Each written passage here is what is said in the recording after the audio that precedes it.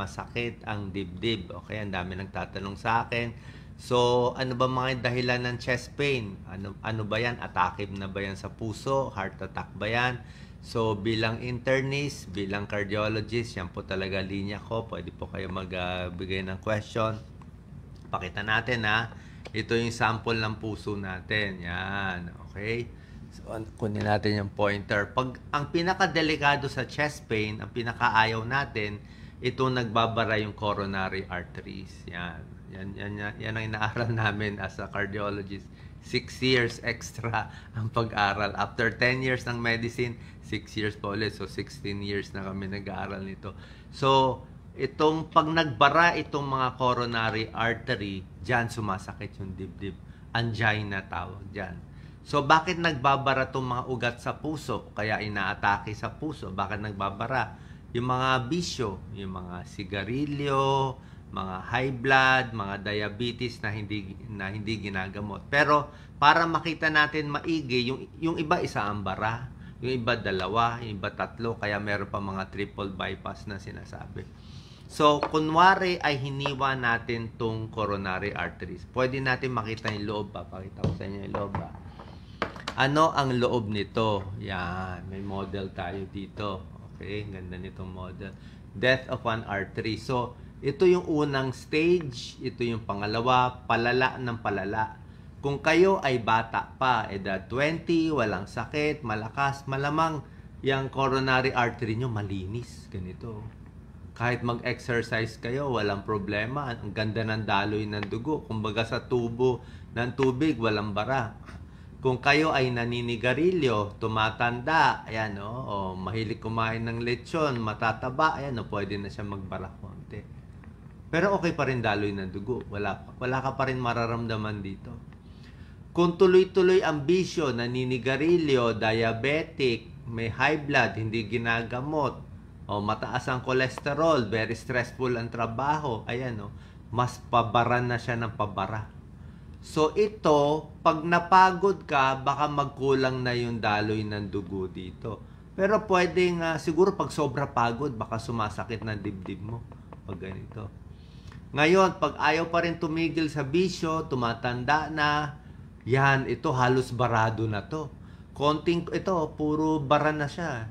So, konting-konti na lang pumapasok na dugo dito. So, konting lakad lang itong pasyente, konting lakad lang, mabigat na, hingal na, parang matutumba na. Tsaka anytime, pwede na ito ma-heart attack. Pag na-completely close, yan ang death of an artery, but heart attack na siya. Ito pinakadelikado. Kasi pag nagsara yan, pwedeng huminto ang tibok ng puso. For example, nagbara itong part na to. Ito yung pinapakita natin. Pag dito nagbara, biglang nagbara yan, mamamatay itong muscle na to. Pag namatay itong muscle, masakit yon, magloloko yung puso, baka humina ang tibok, mag-collapse, ma-comatose, pwede mangyari. Kung maliit lang nagbara, yung dulo lang nagbara, medyo okay sa dulo. Pero heart attack pa rin, mas maliit yung heart attack. So, depende sa size. Pag sumasakit ang dibdib, pinakita ko sa inyo, yan ang unang pinakadelikadong dahilan kung masakit ang dibdib. Lalo na kung 5 minutes hanggang 15 minutes ang sakit, ganyan yung sakit sa puso. Pag sinabi mo sa akin, 1 minute lang yung sakit sa puso, baka hindi na sa puso yan. Pag sinabi mo sa akin, 2 oras masakit, hindi na rin sa puso yan. Pero pag 5 to 15 minutes hanggang 30 minutes, tapos napagod, naglakad, mabigat dito, okay? Hindi nila dapat maituro, okay? Pag naituro nila na isang daliri, hindi na sa puso. Usually, sasabihin nila ganito. Tapos, mabigat or yung kamay nila nakaganyan. Levine sign yan eh. Pag may nakita kayong pasyente nakaganito, kahit anong parte ng mundo, okay? Kahit hindi nagsasalita ng Ingles o Tagalog, pag may nakita kayong tao nakaganito, ibig sabihin heart attack yun. Heart attack yun to. Pag sinabing ganito, choking yun. Ano yan eh, automatic yan. Pareho ang tao sa buong mundo eh. So, pag chest pain, yan ang problema natin. Angina, heart attack. Pero, hindi lahat ng masakit sa dibdib ay galing sa puso. Kasi marami pa ibang parts eh. Marami pa ibang parts eh. Pwedeng galing sa baga. Okay? Pag galing sa baga, baka may pulmonya, may pneumonitis. Pag sa baga, pwedeng may ubo, may plema, at paghinga. Pag humihinga, parang masakit sa loob. O, baga yun. Pwede yun. Okay? Pwede rin naman ang masakit ay bandang baba konti sa may sikmura. Parang maasim. Okay? Impatcho. Pag nandito, hindi mo sure, puso ba masakit? O baka ito, stomach to, tiyan to eh. So, yung mga ulcer, gastric reflux, GERD, ito, dito lahat yan. Okay? So, dito nanggagaling. So, mahirap din ma-distinguish. Pag acid, usually pagkain, umaakit eh. Acidic, yung malapot yung laway. Tapos, yung sakit, usually, pwede paggutom, bagong kain. Diba? More stomach. Tsaka, pag uminom ka ng hot water, mas maganda pakiramdam. Tsaka yung timing iba. Tulad na sinabi ko nga, 5 to 15 minutes usually sa puso pag napapagod. Pag sa sikmura, walang timing to. Usually pag gutom yan. Okay? So, yan. Ang pag stomach naman. So, pwedeng baga, pwedeng puso. Pwede rin dito sa may atay. Itong kulay brown na to, atay yan. Sa ilalim nitong atay, hindi ko lang mapakita sa inyo, may kulay green, no? Ito may kulay green sa ilalim mo. Gallbladder yan. Apdo. So, pwedeng gallbladder stone. Okay? Gallbladder stone. Sikmura din yan. Ito. Sikmura dito. Gallbladder stone. So, pag gallbladder stone, ang mararamdaman mo yan, usually makabagan tiyan, kumain ng matataba, kumain ka ng oily foods, diba? Tapos sumakit ang tiyan. Minsan sumusuka pa sila ng kulay green. Tapos papa-ultrasound. Pag pina-ultrasound ng tiyan, makikita yung gallbladder, yung apdo, may mga gallbladder stone. So pag yan na nakita, yun ang problema. Okay? So meron pa ibang mga dahilan. Pwede rin naman buto lang. Pag saan masakit? Pag humihinga masakit, pag tinuturo masakit. Okay? Lalo na pag kanan, puso kasi actually puso nasa kaliwa, pero yung sakit sa bara sa puso, ang mararamdaman usually sa gitna. Sa gitna, bandang sikmura, doon nararamdaman. Pero iba-iba eh. Merong sakit sa puso na pwedeng hanggang leg. Merong iba dito sa kamay, sa kaliwang kamay. May iba hanggang panga. So, paiba-iba din. Pero yung timing usually 5 to 15 minutes.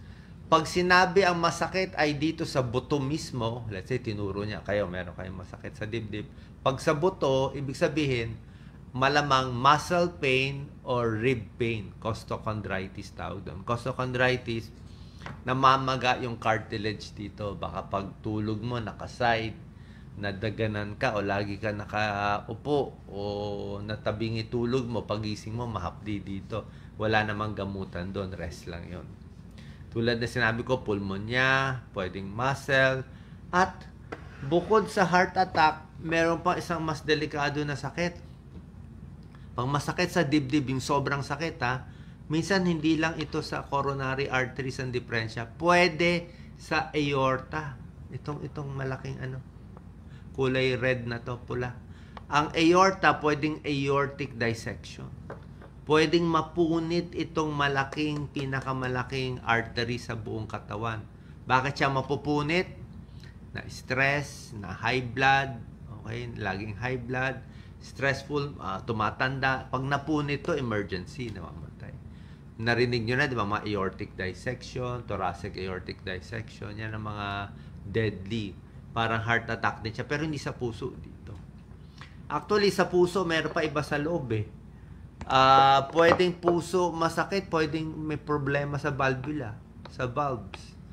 O rheumatic heart disease, mitral valve, tricuspid valve, aortic valve, pwede rin. Pwede rin masakit sa puso na lumalaki yung puso. Okay? Heart failure. Meron din ganon. So maraming possible na pwede sumakit dito sa loob ng puso. Pero pinapakita ko sa inyo, pwede nga sa dibdib, pwede sa sikmura. At bukod dito, pag masakit sa dibdib, isa pang gagawin dapat ng doktor or papacheck sa inyo, titignan yung balat. Okay? tatanggalin yung baro, titingnan mo. Baka mamaya may parang tigyawat-tigyawat sa loob. Baka may bugbog, 'di ba? Minsan may tinatawag na shingles. Shingles or kulebra sa Tagalog. Kulebra sa Tagalog, shingles. Isang linya siya. Minsan may kulebra shingles sa mukha, meron dito, meron sa tiyan, pero meron minsan sa dibdib. Isang linya yan eh. Isang nerve na yan, daanan. So, isang linya yan, puro parang tigyawat, tapos sobra sakit yun. Baka yun ang cause, kaya masakit ang dibdib, di ba? Meron ding mga rib fracture, syempre na-fracture. Minsan, galing sa iba yung sakit, baka masakit ang likod, dito lang naramdaman. Di ba? Baka masakit sa shoulder, dito nararamdaman. At another cause of chest pain, pwede rin nervyos. Baka ninenervyos siya. May panic. Nagpa-panic attack, di ba? Ang panic attack, hinihingal din, ninenervyos din. So, anyway, paano malalaman kung sakit sa puso o hindi, kung magpapacheck o hindi? Basically, unang-una, sa kwento nga, tulad na sinabi ko, dapat nakadagan, banda rito. Usually, ang timing dapat 5 minutes to 15 minutes. Pinakamatagal, 30 minutes lang. Hindi dapat abot ng 2 oras, 3 oras. So, kasi pag nagbara yung puso mo ng 15 minutes, heart attack na yun eh. Dapat ma-hospital na yung pasyente. 5 to 15, dapat usually with exertion, napagod yung pasyente. Tapos, dapat hindi maituturo. At ang pinakamahalaga, para malaman, isang tingin pa lang namin, alam na namin bilang cardiologist kung may sakit sa puso. Depende sa itsura ng pasyente. Anong itsura? Kung ang pasyente ay babae, edad 30, mas bata, 30, 20, walang bisyo, so, hindi mo isipin na sakit sa puso. Kahit mag-complain pa siya na may dumadagan sa kanya. 30 years old, walang bisyo, hindi naninigarilyo, walang high blood, walang diabetes. Parang malabo ang chance. Wala pang 1% chance na walang mangyayari sa kanya. Malamang papauwiin mo, hindi siya madidisgrasya. Pero, okay, kabilang banda, paano kung edad 50 pataas ang pasyente? Tapos ang complaint niya, konti, may konti lang dito, masakit-sakit konti. Okay? Medyo masakit lang dito, pero edad 50 siya eh. Tapos, diabetic, mataba, naninigarilyo, okay? May lahi sa pamilya na may sakit sa puso. Pag ganyan, malaking chance na sakit sa puso. So, anong gagawin? Kailangan ECG, basic. Pero minsan sa ECG, hindi makikita. Kung ganito pa lang ang bara, usually sa ECG mo, normal lang yan. Dapat ganito na, barado na, o ganito na, bago lalabas sa ECG. Mas maganda pa, treadmill test. Treadmill test, yung tumatakbo, stress test, tumatakbo yung pasyente, tapos ini-ECG. Kasi pag pinatakbo mo yung pasyente, pag ganito ang barado nila, magkukulang na yung daloy ng dugo. So, magloloko na yung kuryente ng puso, makikita na sa ECG. So, pag ganito ang bara, kaya nga pinapagod, nakita sa ECG. Pwede rin ng 2D echo, pero 2D echo makikita lang kung dati nang may heart attack. Kung wala pang heart attack, ay hindi rin makikita. Okay? So, bukod dito, pinakita ko na sa inyo, possible causes ng mga chest pain, iba't ibang lugar. Ngayon naman, pag-usapan natin, ano ang warning signs na barado na yung puso? Okay? Sinabi ko, ang common is masakit ang dibdib o mabigat sa dibdib na may bara siya. Pero hindi lahat yan eh. Minsan, 1 month before, okay? Isang buwan bago magbara, bago umabot dito, 1 month before, minsan may sintomas na.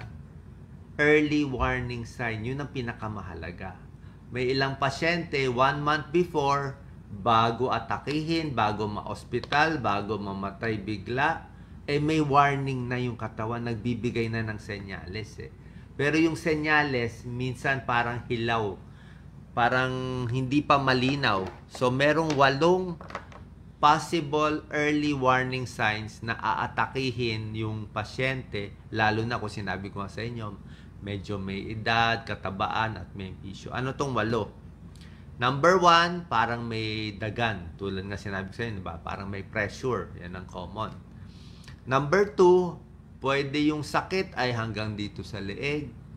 Pwede sa kaliwang kamay, misa sa likod. Yung iba nga, may isang pasyente nagpumunta sa dentista, masakit daw ipin eh. Pero yung pala, hindi pala ipin masakit, heart attack pala. Number 3, pwede nahihilo. Okay? Ang hilo, maraming cause. Pwedeng hilo na puyat lang siya, o kulang sa tubig, o gutom, nahilo. Pero merong hilo na kulang ang pumping ng dugo eh. Baka naka-heart attack na, humihina na yung tibok ng puso, nagkukulang ng dugo sa ulo, kaya nahihilo-hilo na siya.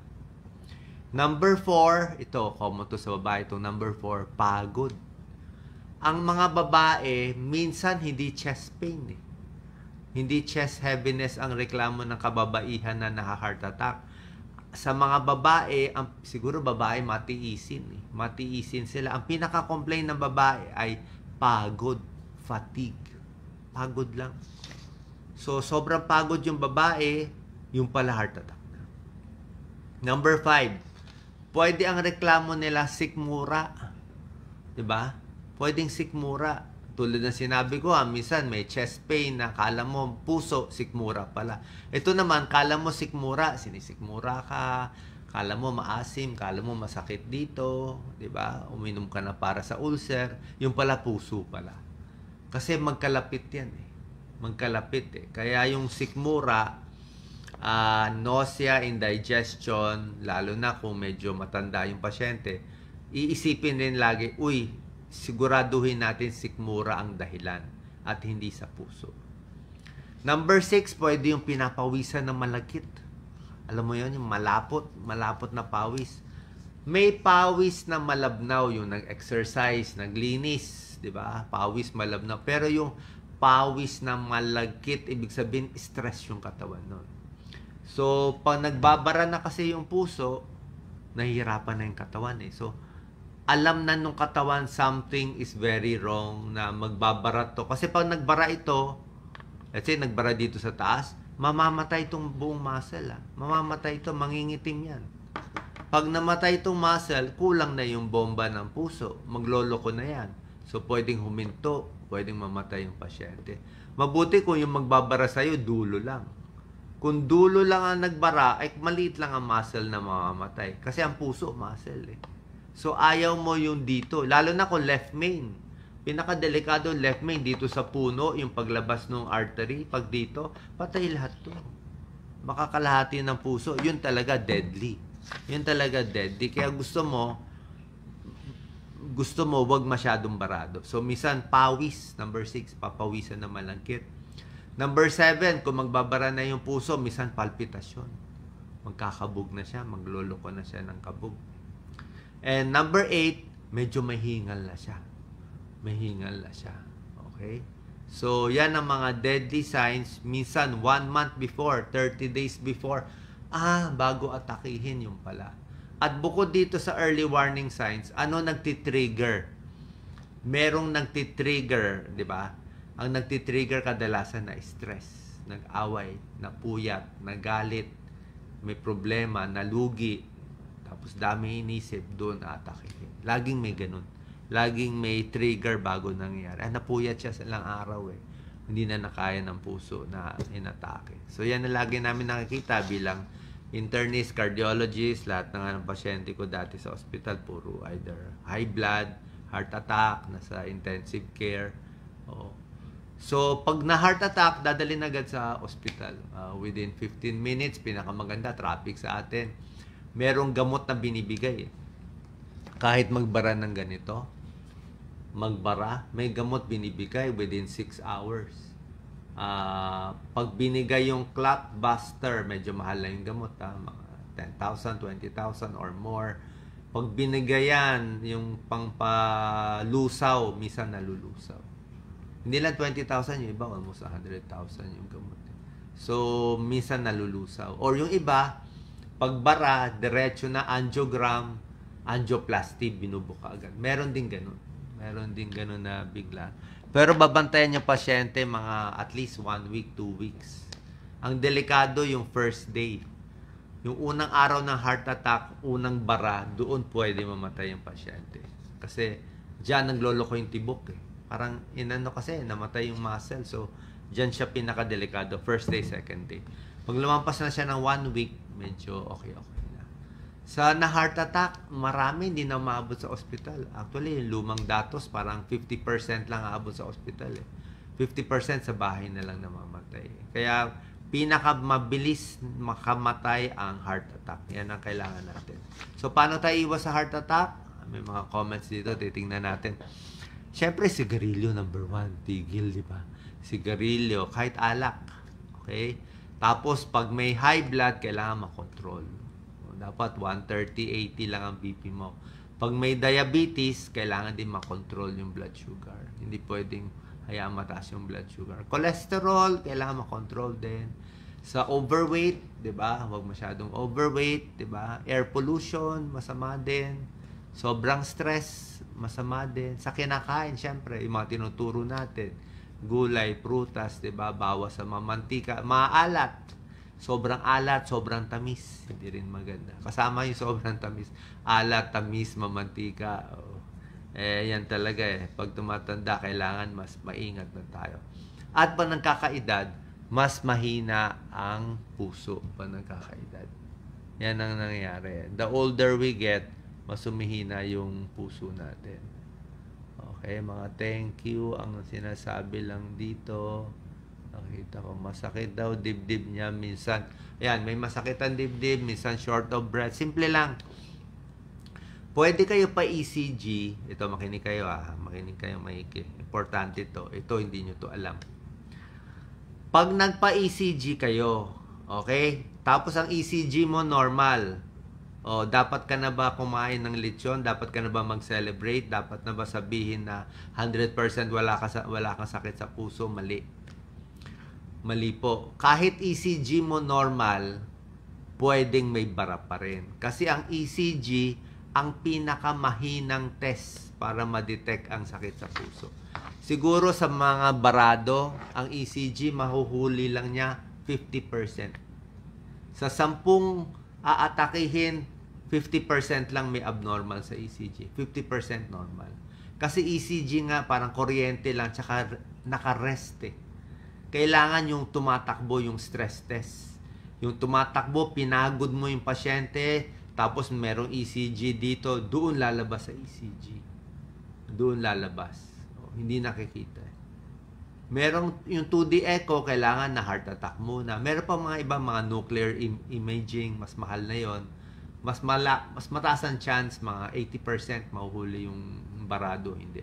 Pero ang pinaka 100% para malaman kung barado or hindi, angiogram.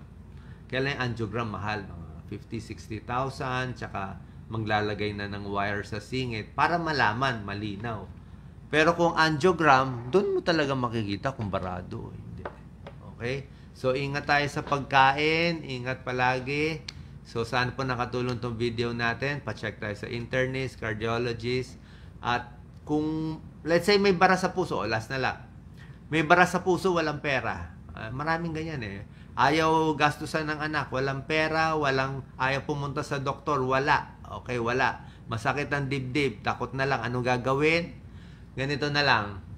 Kaya natin gamutin lahat yan. Easy ka na lang. Easy lang. So, i-assume na lang natin na nandito ka na. So, para hindi ito magbara, dahan-dahan lang. Huwag ka na umakyat ng 2 palapag. Huwag ka na lumabas sa init. Bawal ang mainit. Doon ka na lang sa loob. Palamig ka na lang sa mall. 'Di ba? Bawal mapagod. Okay? Bawal kumain masyado marami. Ano lang, unti-unti lang, normal lang. Yung kung kailan malakas, lakad. Pwede kang maglakad pag malamig ang panahon. Okay? So, pag okay ka na, wag mo lang to puwersahin. Hinay-hinay lang, tapos pwede ka magpa-check isa sa doktor. May mga tableta naman makakatulong, pero kailangan makita ng doktor. May mga metoprolol, aspirin, pero kailangan makita ng doktor muna. Hindi pwede basta-basta kasi. Basta makontrol lang yung high blood, makontrol yung diabetes, Tapos walang pera pang angiogram, pang opera, okay lang, mag-easy-easy lang muna. Tapos papayat lang, tapos tuloy-tuloy mo lang lakad-lakad mo. Okay? Huwag lang masyadong pagod. Okay? Basta yung katawan para siyang basag na baso. Ingat-ingatan mo lang. Kahit sumasakit ang dibdib mo, pag sumakit ang dibdib, pahinga. Okay, pahinga, dasal, inom ng tubig, ganun lang. Tapos tuloy ulit. Pwede mangyari kahit ganito ka bara, basta easy-easy ka, aalalayan mo yung bara sa puso mo, pwede kang mabuhay pa rin. Pwede pa rin mabuhay na mahaba. Pwede pa rin mabuhay. Huwag mo lang ibabara masyado. Kung naninigarilyo ka dati, tigil mo lang. Kahit may mga bara-bara yan, may possibility, easy-easy lang, alalayan mo lang to. Huwag magpapainit. Ayaw niya talaga mainit. Dapat relax lang, doon ka lang muna. Ang lakad mo lang, diretso lang. Pwedeng gumanda pa rin yan. At minsan, nagkakaroon ng collateral. Meron ako isang video collateral. Collateral, parang miracle yan. Galing sa heaven. Ang collateral, itong ugat na bara, maggagawa ng sanga. Parang puno. Minsan may ganun. May taong sinuswerte na pag nagbara to, automatic gagawa siya ng sanga-sanga. Pampabuhay ng maliliit na ugat. May taong gumagawa nun. Paano makukuha yon? Easy-easy ka lang. Dahan-dahanin mo, pahabain lang ang buhay. Hayaan lang kahit barado, unti-unti lang, konting tiis, konting lamig ng ulo, positive thinking. Pwede pa rin mabuhay niyan, mahaba-haba. Basta magamot na ibang gamot. Yan ang gamutan ng pangwalang pera. Pero kung may pera, diretso na sa ospital, di ba? I-angiogram na. Kung may nakitang bara, o kung may pera, bubuksan to. Kaya lang, mahal yon, mga daan libo. Wala tayong libre sa Pilipinas niyan. Baka daan. Pero okay lang muna. Pa-check nyo na lang muna kung saan lang aabutin. Malay mo, magkaroon ng pera, or at least mas maganda, sure tayo na puso pala, baka hindi naman pala sa puso. Okay? Salamat po. Ingat po palagi. Puso, yan ang pinakamahalaga sa lahat. God bless.